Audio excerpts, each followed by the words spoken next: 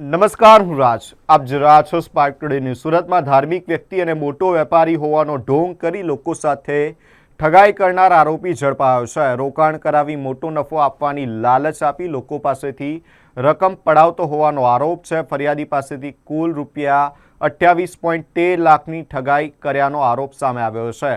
આ ઉપરાંત નુકસાન કરાવવાની તેમજ જાનથી મારી નાખવાની ધમકી આપી ખંડણી માગ્યાનો પણ આરોપ છે. આરોપીએ ઓનલાઈન ગૂગલ પે ટ્રાન્ઝેક્શન મારફતે રકમ પડાવી હોવાનું પોલીસ તપાસમાં સામે આવ્યું છે. ટેકનિકલ એનાલિસિસના આધારે ડુમસ પોલીસે આરોપીને ટ્રેસ કરી અમૃતસર, પંજાબથી ઝડપી પાડ્યો છે. પોલીસે આરોપી રીપુ સુદાન ઉર્ફે રાહુલ ઉર્ફે રૂપેશ ઉર્ફે રઘુની ધરપકડ કરી વધુ તપાસ હાથ ધરી છે. આરોપી અન્ય રાજ્યોમાં પણ આવી જ ગુનાહિત પ્રવૃત્તિ કરતો હતો કે કેમ તે દિશામાં પણ પોલીસે તપાસ હાથ ધરી છે.